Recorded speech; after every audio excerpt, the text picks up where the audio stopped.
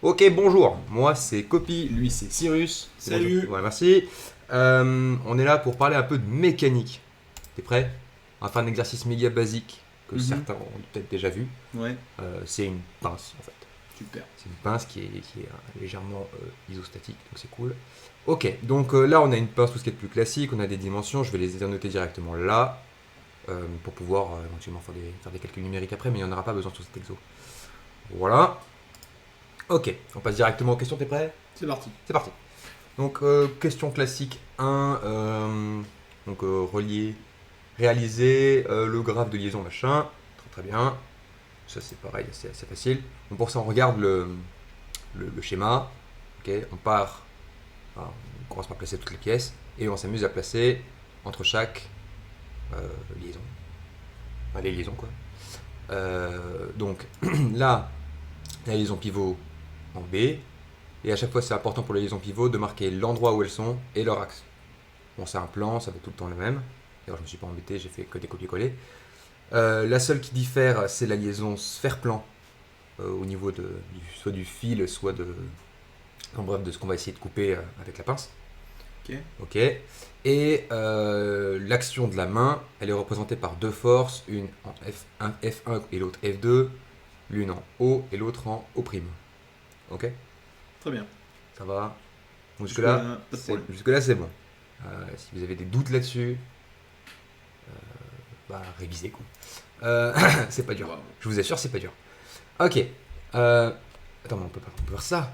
Ouais, beaucoup Ce serait mieux, mieux. non? C'est mieux là, Beaucoup hein? On mieux. voit beaucoup mieux là, Donc hein? ici est une session de test. On fait que des tests actuellement. Donc il n'y a pas de cam, il n'y a rien du tout. On fait ça à la zob. Mais, si jamais ça peut être utile à quelqu'un dans les prochains jours, il y aura très certainement une autre version de cette vidéo beaucoup plus propre d'ici peu de temps. Ok, alors, juste histoire de rappeler les notations. Un tenseur d'action mécanique, ça se représente comme ça. Ok, donc toujours donc le tenseur de quelle pièce sur quelle pièce. Ok, et en un point, parce que les moments ont besoin d'un point d'application. Donc on peut les représenter sous la forme de colonnes avec les trois résultantes et les trois moments, donc à gauche et à droite, ou sous la forme en, en ligne, pardon, avec la résultante en haut et le moment en bas.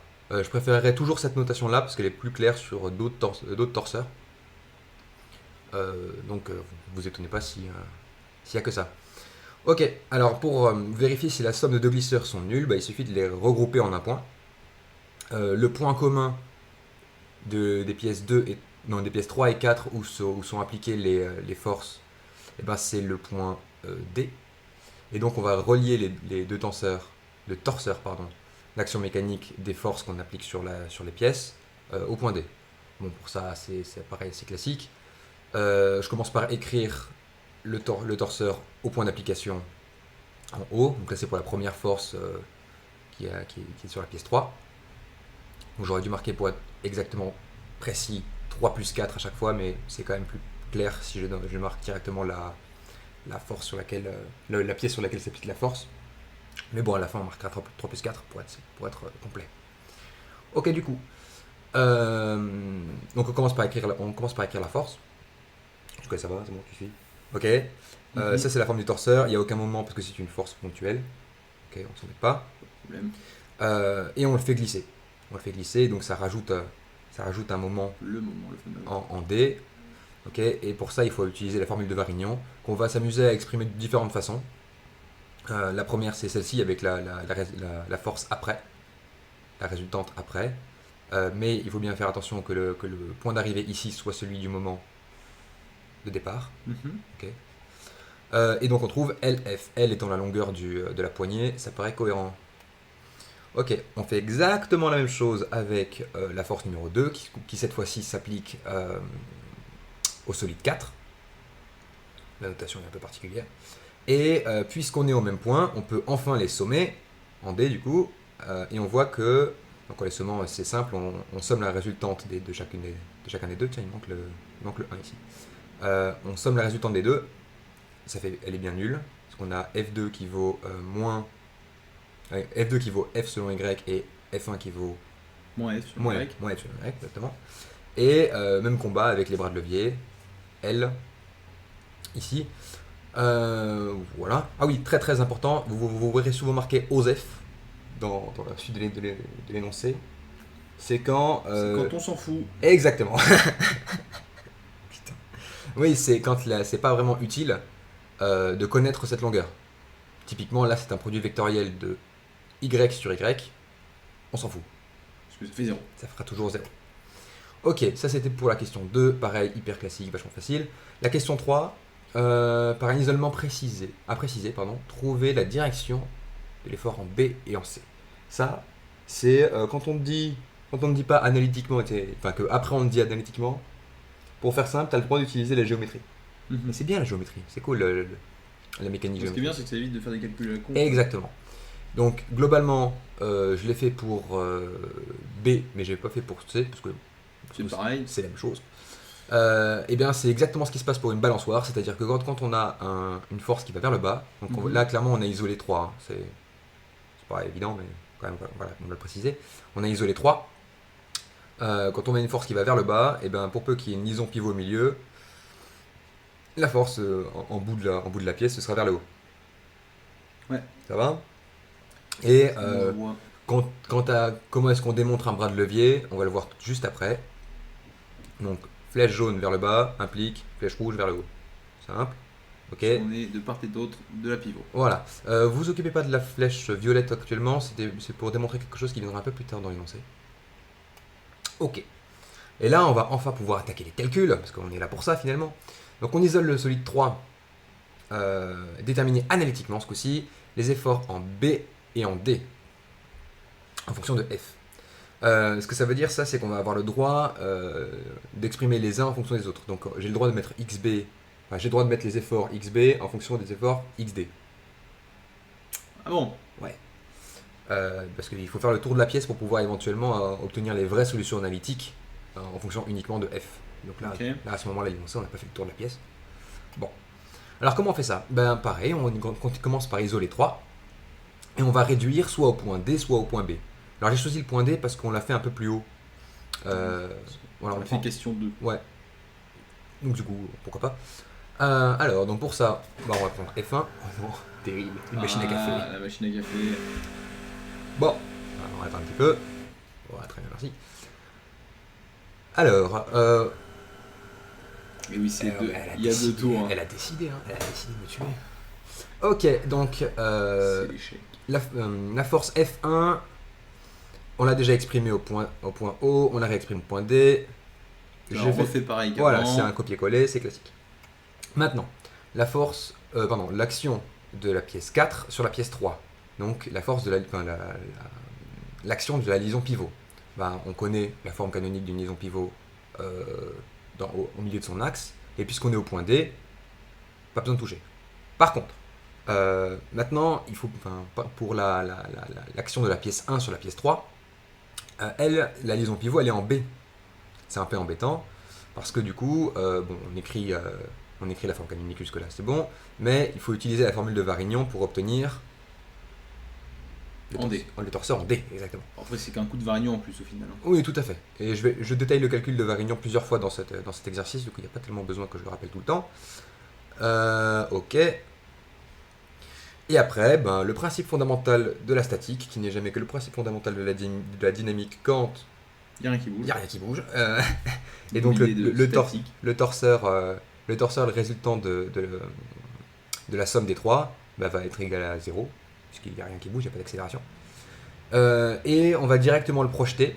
Alors qu'est-ce que ça veut dire le projeter? Ça veut dire regarder composante par composante. Au maximum, il peut y en avoir 6, mais puisqu'on est dans un problème plan, il y aura naturellement les deux axes des plans, soit X et Y. Donc pour connaître ce qu'il y a là, on regarde qu'est-ce qu'il y a projeté sur X, soit dans le premier cas, rien, dans le deuxième, XD, et dans le troisième, XB. Et on dit que c'est égal à 0. De même pour Y, on regarde ce qui se passe sur Y. Sur Y, il y a moins F, que je vais directement passer de l'autre côté parce que ça fait plus joli. YD ici, et YB là. Ok? Bien.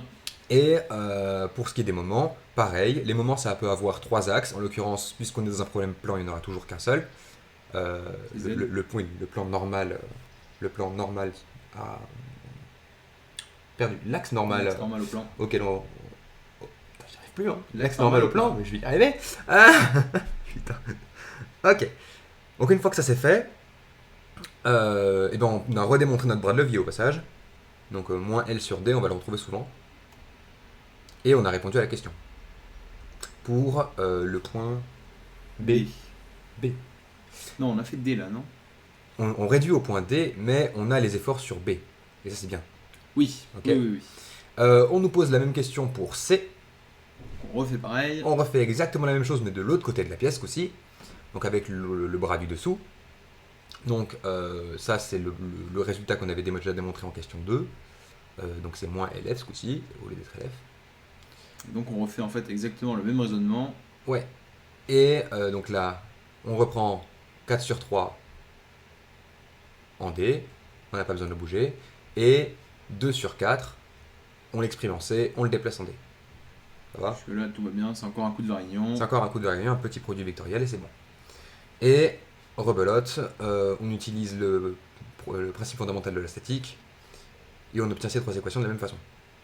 À partir de là, on ne peut pas tellement aller plus loin à ce moment-là de l'exercice parce que, quelque part, on n'a pas les valeurs de XC et de YC qui nous seraient utiles pour éventuellement, ne serait-ce que trouver, avoir une vue d'ensemble et une expression analytique de toutes les composantes. Des actions mécaniques. Ce qui est très fait, c'est souvent de choisir qu'une seule composante, typiquement YB et XB, et d'exprimer tout le monde en fonction de ces 2 composantes à chaque fois. Histoire qu'à la fin, quand on aura fait le tour de la pièce et exprimé toutes les composantes des actions mécaniques en fonction d'YB et XB, et ben, on tombera sur une dernière équation qui nous permettra de trouver la vraie valeur de XB et d'YB et de remonter à toutes les autres. Mais c'est qu'à la toute fin d'exercice.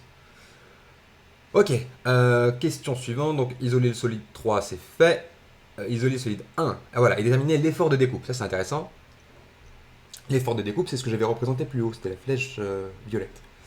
L'effort de découpe, on va appeler X parce qu'il est sur l'axe X. Et je crois que c'est au point I, mais on va voir ça. Ouais, c'est là. C'est écrit, hein, c'est dans l'énoncé. Ah, c'est au point. Très bien. Ok. Pour ça, c'est facile. On refait exactement la même chose. Alors, je peux remonter plus haut si vous voulez. Toc, toc, toc, toc, toc. Là. On voit que la pièce 1, elle est en contact avec 5, avec 2 et avec 3. Okay. Du coup, je m'attends à ce qu'il y ait 3 torseurs qui s'additionnent et qu'on utilise le principe fondamental de la statique pour connaître l'expression de la composante de liaison sphère-plan, parce que ça n'a qu'une seule composante, une liaison sphère-plan. Et ce sera notre effort de coupe en fait. Ce sera l'effort transmis à ce qu'on cherche à découper.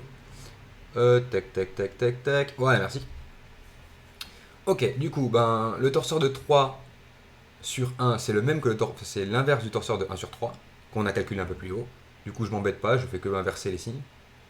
Ok. On le déplace. Il y a un truc là. Qu'est-ce que c'est que ça ? Ah oui, d'accord, j'ai oublié de marquer A. Là, c'est pas un B, c'est un A. Bon, donc, du coup, on le déplace du point B au point A. Je pose petit h et 40 mm, c'est la distance entre le point B et le point A sur l'axe qui nous intéresse. Je vais arriver. Pareil pour l'action de 5 sur 1. On va essayer de la réduire au point A. Donc pour ça, on écrit la liaison sphère-plan au point I et on la ramène au point A.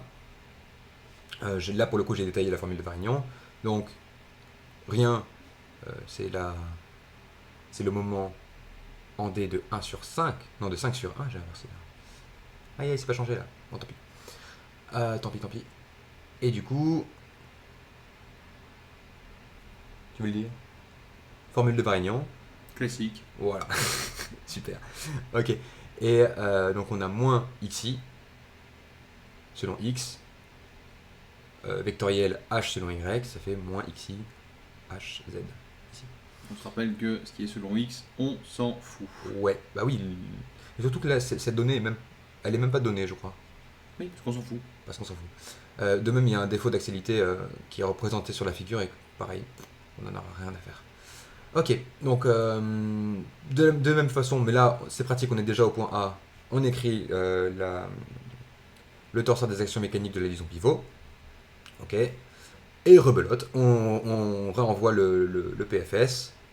Ce coup-ci, il est un tout petit peu plus compliqué, mais pas grand-chose. Moi, ce que je voulais, c'était surtout avoir XI en fonction de YB et XB, excusez-moi, XB et YB, pour pouvoir le retrouver facilement après. Voilà. Et ici, c'est notre effort de découpe. C'est le lien entre la force qu'on va donner à la pièce, donc en pressant la poignée, et ce que je cherche à découper subira vraiment. Ok. Isoler le solide 1 avec l'effort de découpe, ça c'est fait. Et voilà. Et là, le solide 2, pour revenir au point C, c'est le point C qu'on a déjà étudié avant. Tu vois, on aura fait le tour de la pièce. On aura bouclé. Voilà, et à partir de la boucle, on pourrait reprendre. Alors, on peut le faire quand même un petit peu. Donc, il y a 3 actions, 4 sur 2, 5 sur 2 et 1 sur 2. Et on recalcule tout leur torseur, pardon. Bref. Donc, 4 sur 2, c'est l'inverse de 2 sur 4. Donc, on met des petits moins et c'est bon. Il est en C, donc on ne le touche pas. 5 sur 2, on l'exprime en J. Mais on va remarquer que j'ai recopié XI. Parce qu'en fait, l'effort d'un côté ou de l'autre de l'objet qu'on est en train de découper est le même. Forcément. Moyennant les actions réciproques et qu'on n'a pas et que les solides sont déformables. Et donc du coup, c'est bon.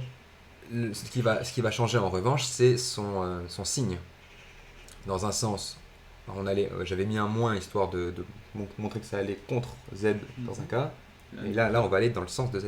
Donc il n'y a plus le moins. Enfin, d'X, tu veux dire, non? Quoi? Enfin, selon les X. Selon X, t'as raison. Oui. Le fort est selon X. Ouais.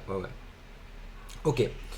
Alors, j'ai remarqué la formule de Varignon et je vous explique bien que même s'il n'y a pas la cote, et il y a des étudiants stressés qui disent oh mon dieu, il n'y a pas la cote, on peut pas savoir.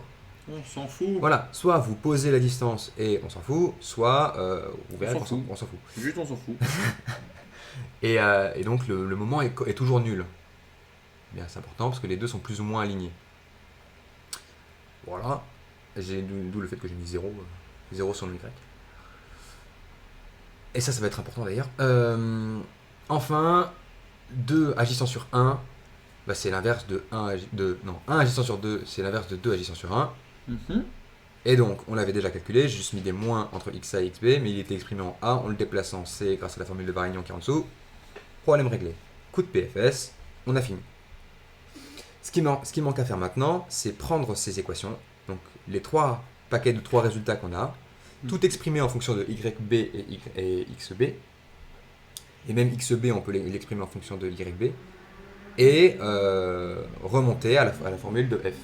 Et on aura directement le lien entre l'effort, XI, et la force qu'on a vraiment mis dans le serrage de la pince, F. Exactement. Voilà. Donc ça, c'était pour notre petit test, notre test du jour. Hop là, sur une pince de serrage. Si jamais ça peut être utile à quelqu'un, de rien.